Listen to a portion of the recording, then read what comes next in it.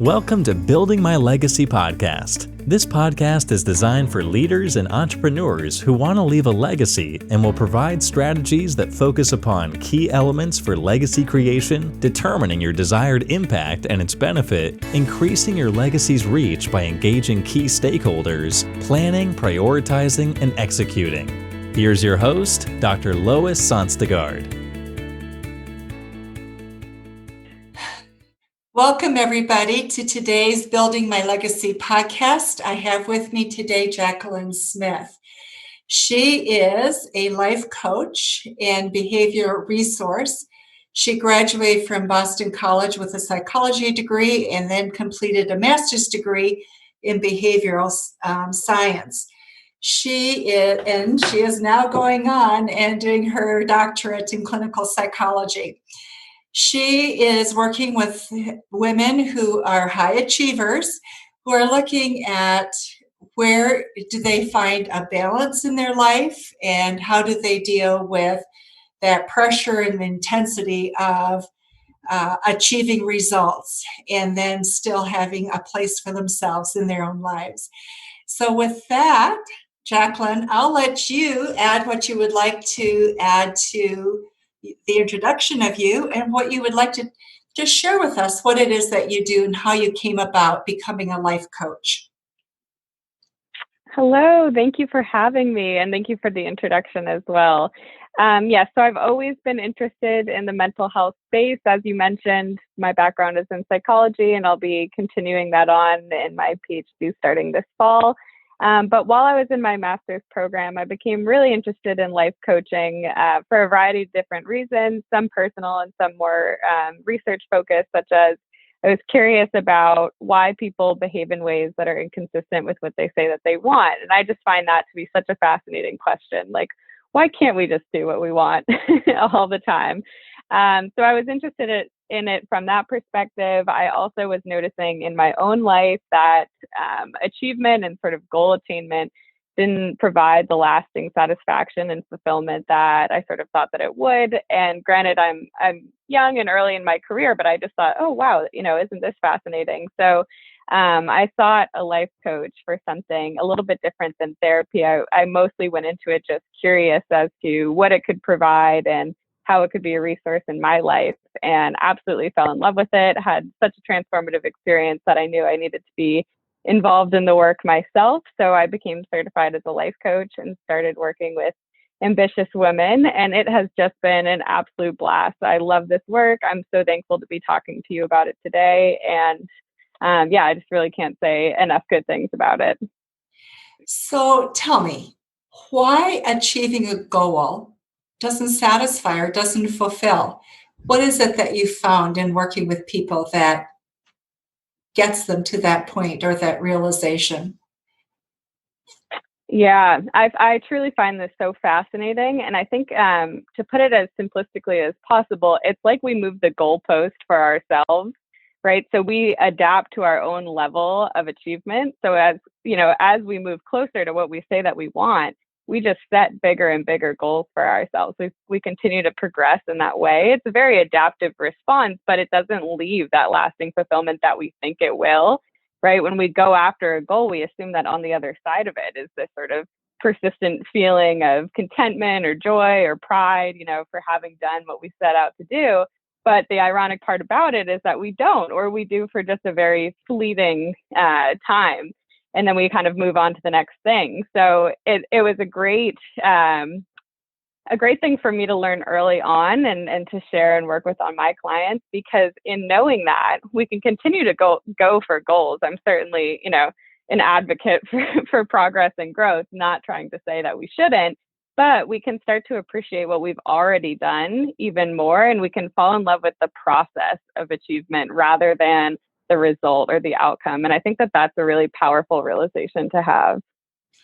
It's so interesting because I was reading about Andrew Carnegie recently, and one of the things that he talks about is as we manage our mind and how we approach work, people who really produce extraordinary results are the ones who are enthusiastic. He feels enthusiasm is what really opens the brain and takes vision and action and puts them together into a really powerful result. So it's sort of what you're talking about a little bit is where do you get that sense of enjoyment, right?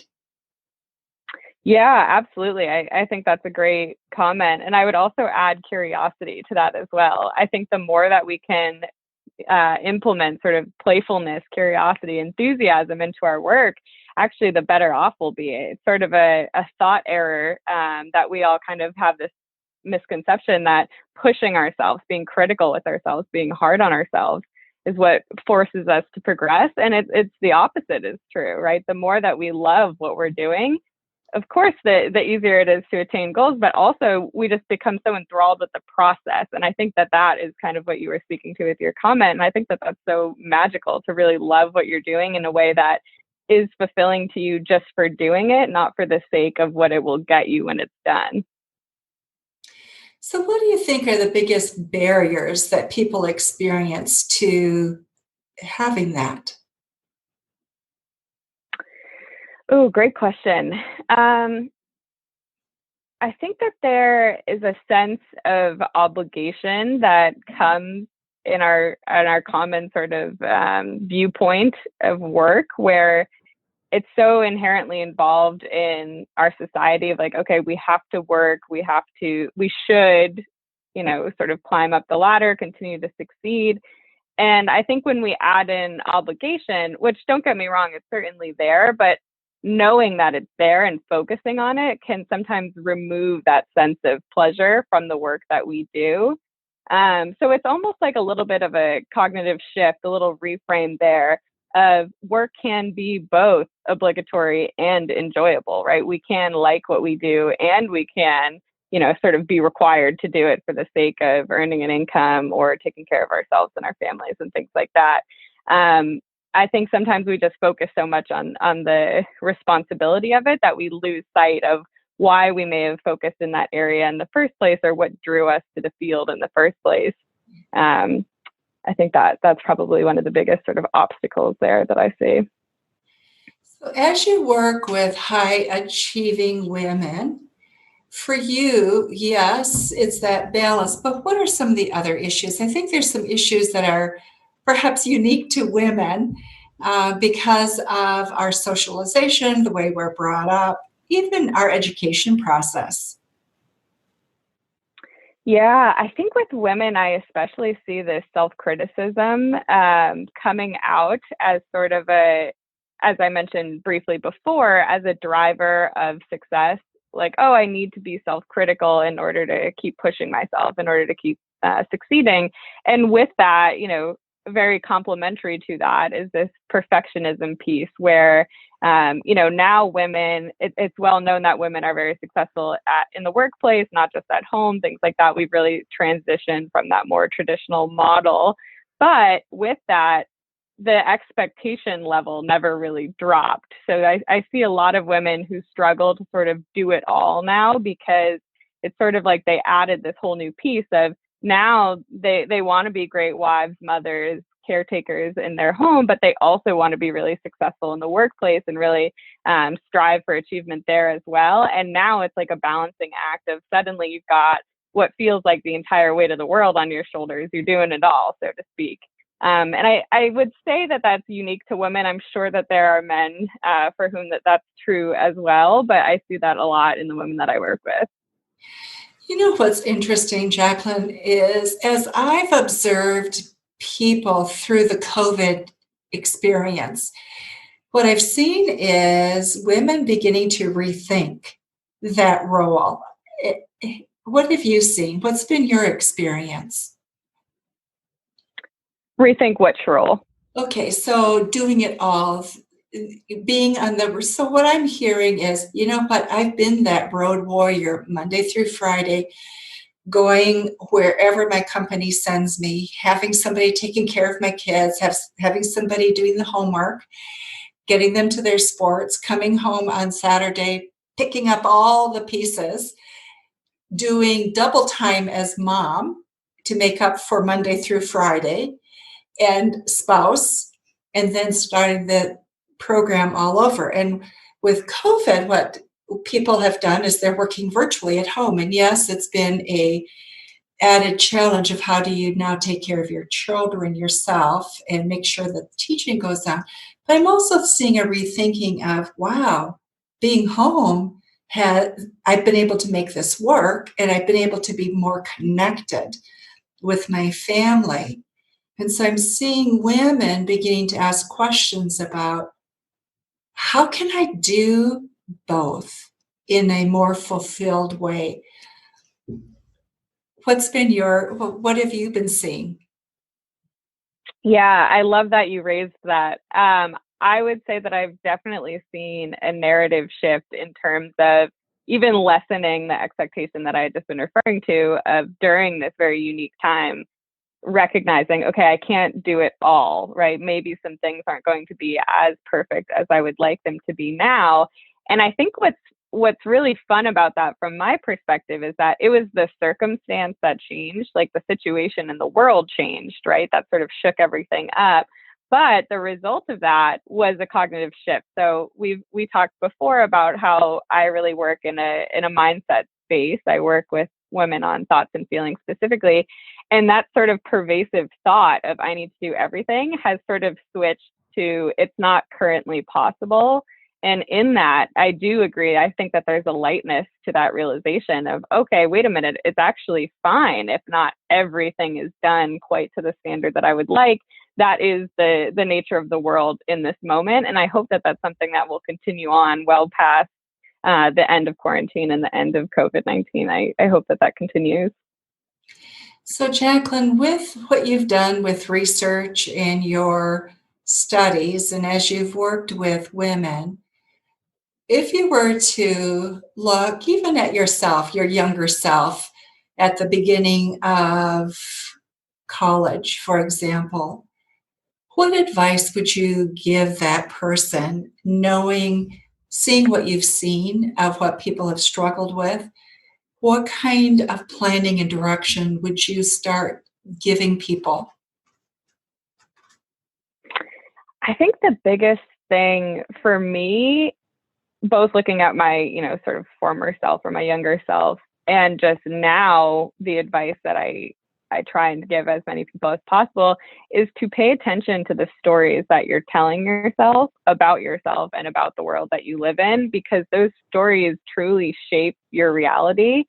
And I think that we often think, oh, we see reality as it is, and then of course we do have an opinion of it, but it's really our opinion that's shaping the reality that we're taking in, right? So the stories that we're telling ourselves are so important to our existence. And I think as a young person, knowing that, just having that awareness is so powerful, because then you can understand that in the moments when you're being hard on yourself, in the moments when you're thinking, I should be better at this, I should be working harder at this, or, whatever it may be, you can recognize, oh, wait a minute, that's just a story, right? That's not actually a universal truth of the world that I have to abide by. I'm making this up, essentially. And I think that that would just, in general, lessen the pressure. Again, sort of circling back to the pressure that I've noticed that women feel, I think part of it comes from this narrative that's just been repeated for so long. And so that's what I was mentioning when I was saying, sort of a silver lining of COVID-19 is that it did shake up that narrative unintentionally. It was just the circumstance sort of disrupted things. But you can do that yourself too, right? You can do that just by recognizing, oh, wait, this is a story that I'm telling myself. I can choose to view this differently. I can choose to have different thoughts about this. So I also see with this, Jacqueline, a in a sense, a buttressing, a conflict that's going to be arising perhaps in the workplace as we go back to work. You're hearing and it's not just women, you're hearing people say, I don't know that it's safe for me to go back to work. Do I really want to go back? And I am able to work virtually quite well. Thank you. Let me continue to do that.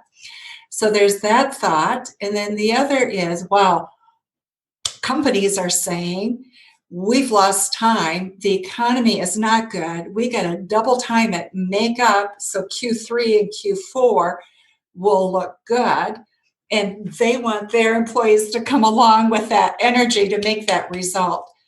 So there's a new pressure, I think, that is percolating that we have not put into the equation. And what's your sense of that?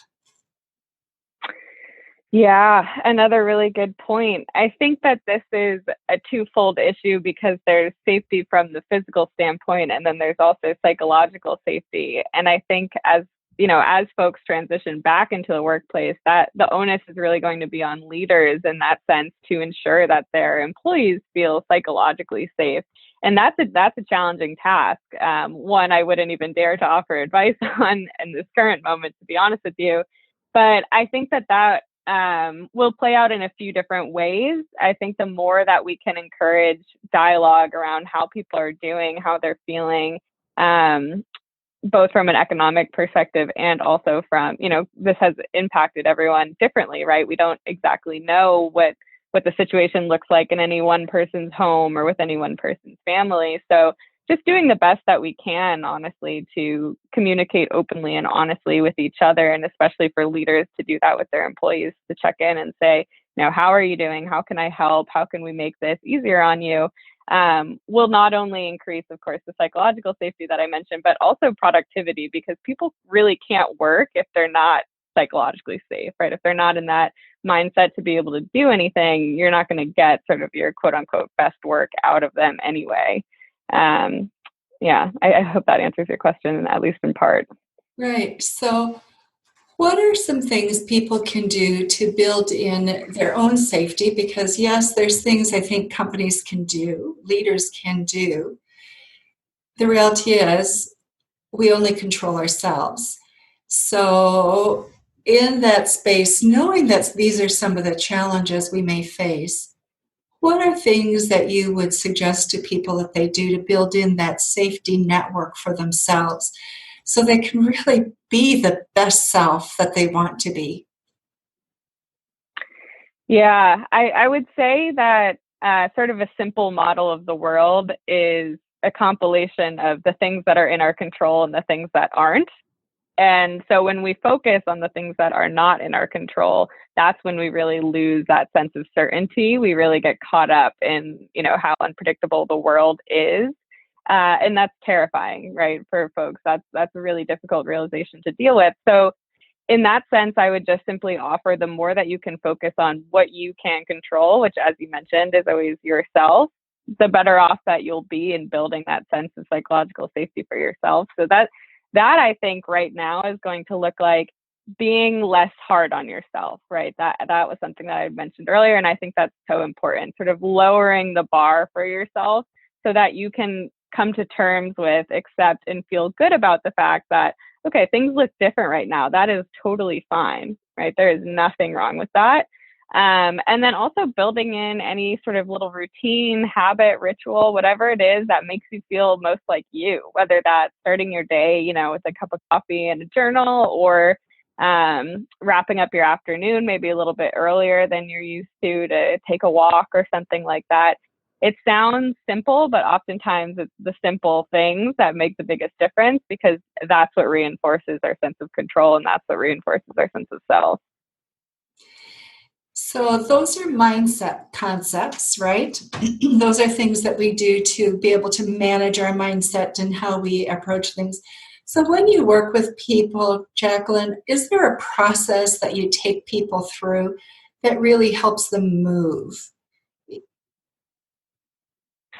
Yes, absolutely. So the process with the women that I work with is really in identifying those stories that I mentioned earlier. And the way that we do that, sometimes you can approach it a few different ways. Sometimes it's looking at action, right? You might say, okay, you're not doing this thing that you've been wanting to do, or you are doing this thing that you don't want to do, right? That's sort of one entry point. Another way is to look at feelings. If you are speaking to someone who is very attuned to their feelings and they're noticing, wait a minute, I'm doing all of these things, I'm hitting all of these goals that I set for myself, and I still don't feel very good, right? That's sort of another entry point. And the last is thought. So some people have a lot of rumination, a lot of anxious thoughts throughout the day, things like that.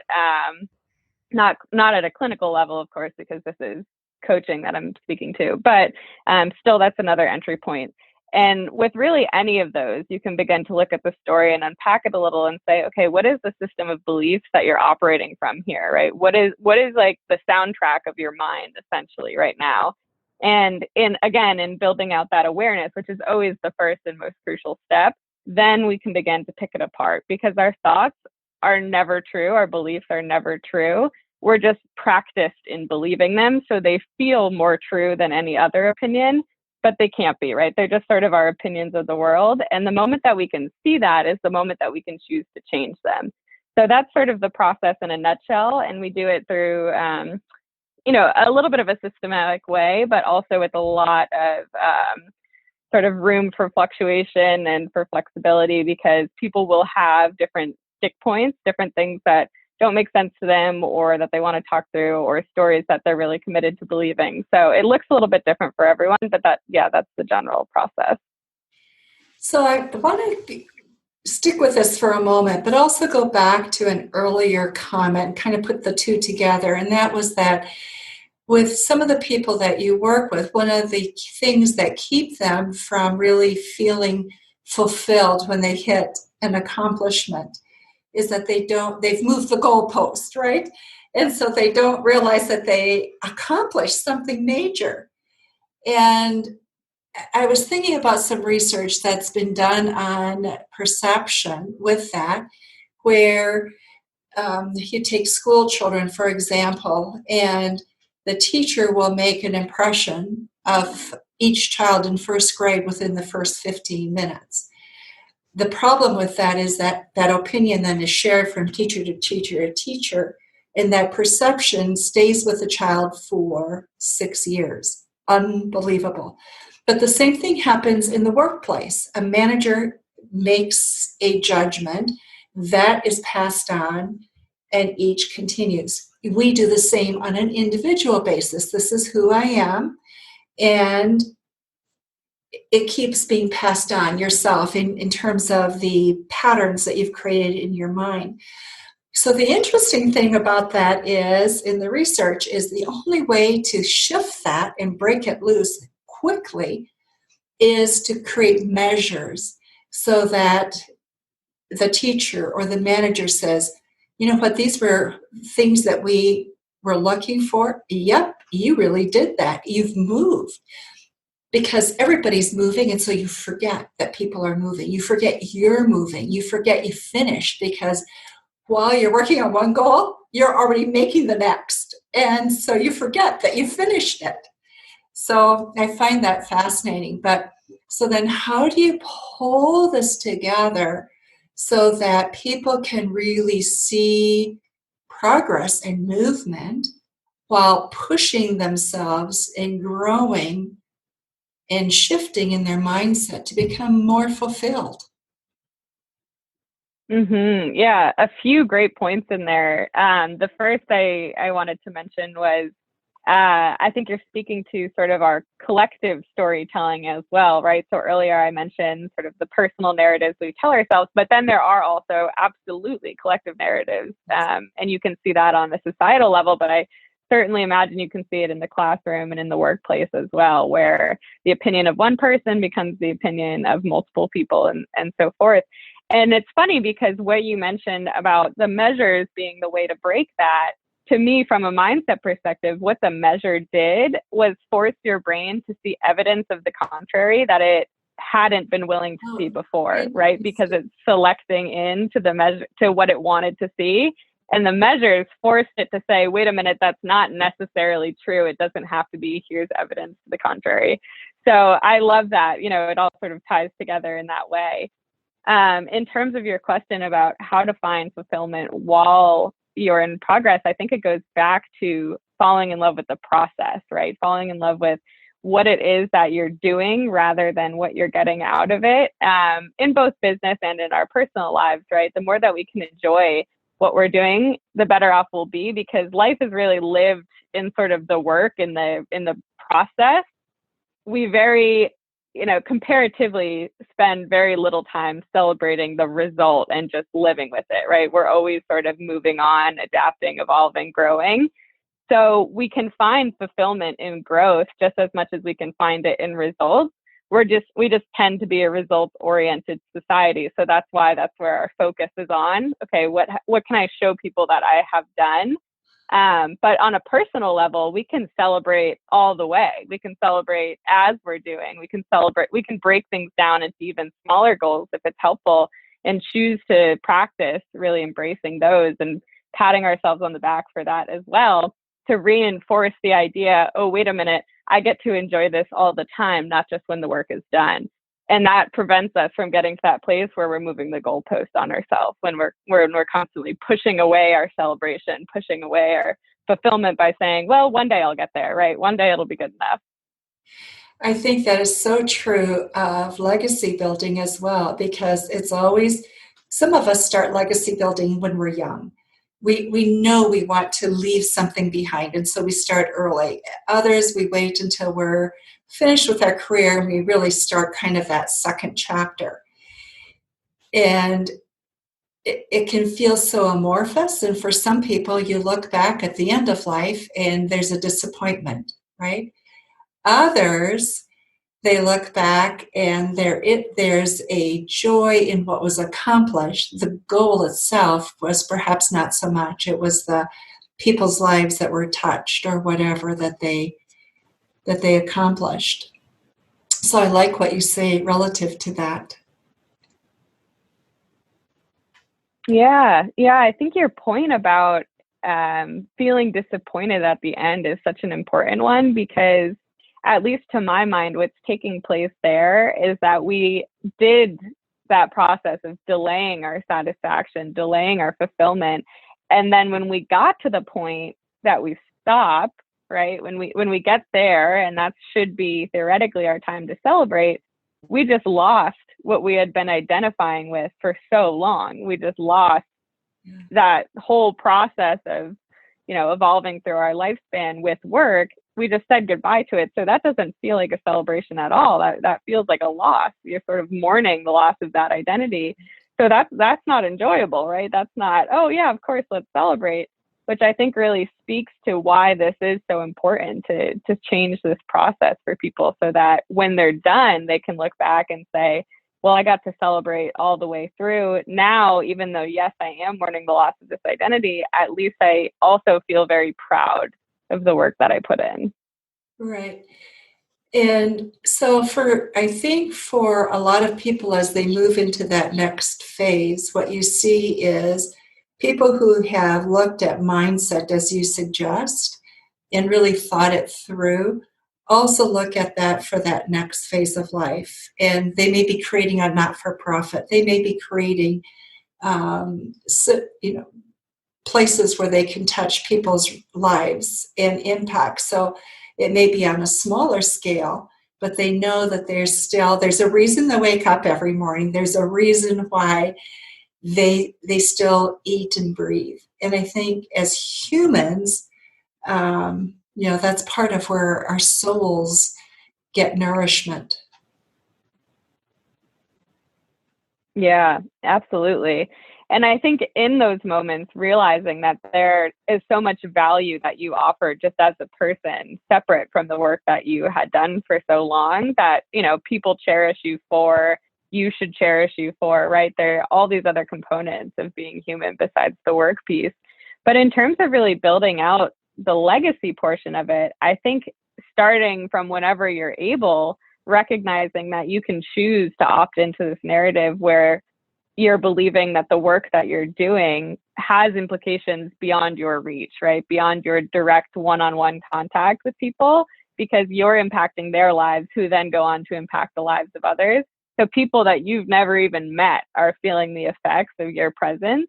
And that's something that you can just start choosing to believe whenever you want, right? You don't have to wait until your career is over to decide, okay, I'm now going to believe that I created a legacy. No, you get to have that anytime you want. And I think that's really powerful as well. It is powerful. And I have enjoyed this so much, Jacqueline. We've been talking for almost fully half an hour. And before we close, I'd just like to know, is there something else that you would like to share with the audience that we haven't talked about that you have seen is important or that you're just simply passionate about?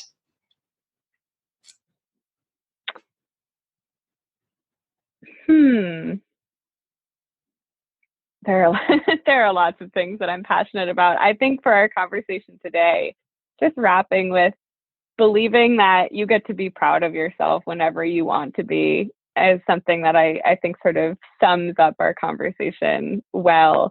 You know, we often think it's in the future, but it's available to you right now. Whatever it is that you would like, whether that's fulfillment, happiness, pride, whatever it may be, those feelings are available to you right now. And you're probably doing a much better job than you realize or than you give yourself credit for. I think people need to hear that right now. You know what? There's so many things that are, if on the positive side, that we need to hear. So I think that's wonderful advice. Jacqueline, it's been wonderful to be with you. And for those of you who are listening to Building My Legacy podcast today, we will also put the connections to Jacqueline's social media links so that you can be in contact with her in the future if you'd like, or if you would like other assistance in reaching her, just simply email me and we will be glad to connect you with Jacqueline. So thank you so much, Jacqueline, for being with us, and thank you for all of you who are listening. Thank you for having me. Building My Legacy podcast. Thanks so much. You've been listening to Building My Legacy podcast with Dr. Lois Sonstegard. To book your appointment with Dr. Sonstegard, visit www.buildtomorrow.com.